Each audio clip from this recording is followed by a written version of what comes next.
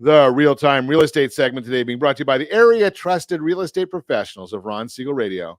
Visit rsrhomedigest.com, rsrhomedigest.com. Find out exactly what the county recorder knows about your property, what the market believes about your property. And it's a gift from Ron Siegel Radio. You pay absolutely nothing to get this information. It's an email once a month from us to you. Let's take a look at some graphs. I want to show you why this is not a housing bubble. What's the best way for me to do that?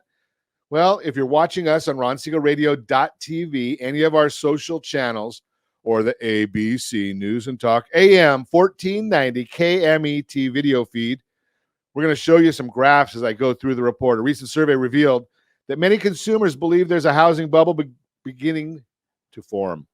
That feeling is understandable as year-over-year home price appreciation is still in the double digits. However, this market is very different than it was during the housing crash 15 years ago. 4 key reasons why today is nothing like the last time. Number one, houses are not unaffordable like they were during the housing boom. The affordability formula has 3 components: the price of the home, wages earned by the purchaser, and the mortgage rate available at the time. Conventional lending standards say a purchaser should not spend more than 28% of their gross income on their mortgage payment. National, we spend a little more than that here in Southern California. 15 years ago, prices were high, wages were low, mortgage rates were over 6%.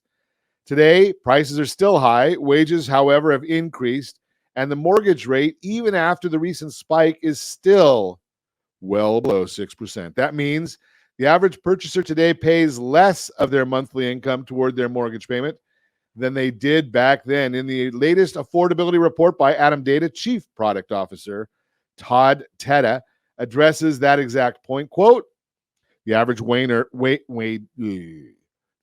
wage earner can still afford the typical home across the U.S., but the financial comfort zone continues shrinking as home prices keep soaring and mortgage rates tick upward, unquote. Affordability isn't as strong as it was last year, but that's better than it was during the boom. And we've got that chart right up there on the screen. Home prices more affordable today than in 2007. Normal lending standard, 28%, as I mentioned. 2007, it was 34.1. Today, it's 25.8. If costs were so prohibitive, how did so many homes sell during the housing boom? Number 2, mortgage standards were much more relaxed during the boom. During the housing bubble, it was much easier to get a mortgage. If you could fog a mirror, you got a mortgage. As an example, let's review the number of mortgages granted to purchasers with scores under 620. According to credit.org, a credit score between 550 and 619 is considered poor. In defining those with the same score below 620, they explain, quote, credit agencies consider consumers with their delinquencies, account rejections, and little credit history as subprime borrowers due to their high credit risk. Buyers can still qualify for a mortgage with a score that low, but they're considered riskier borrowers. We've got that graph showing right now, and we've got the lending standards showing on the graph.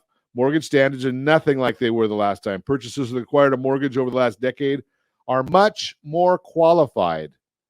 Let's take a look at what that means going forward. The foreclosure situation is nothing like it was during the crash. We spoke about that earlier in the week. I'm not going to do it again right here, but just to say it, there's not a lot of houses in foreclosure right now. Now, we know that it has to do with the pandemic, but there were 400,000 homes in foreclosure status before the pandemic started.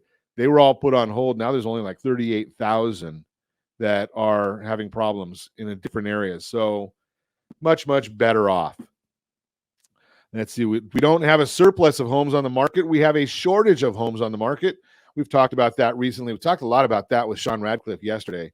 Supply of homes is nothing like last time. We've got a 1.8 month supply of homes nationally. In California, it's probably even less than that. Bottom line, if you're worried that we're making the same mistakes that led to the housing crash, I just gave you 4 compelling reasons why that's not so. I would like you to tell me why I'm wrong. Where am I wrong? Put it in the chat right there. Make sure you go to StreamYard.com/Facebook so we know who you are and we can have a conversation about it. That is the real-time real estate segment, again, brought to you by the area trusted real estate professionals of Ron Siegel Radio. Visit rsrhomedigest.com, rsrhomedigest.com. and get your free report.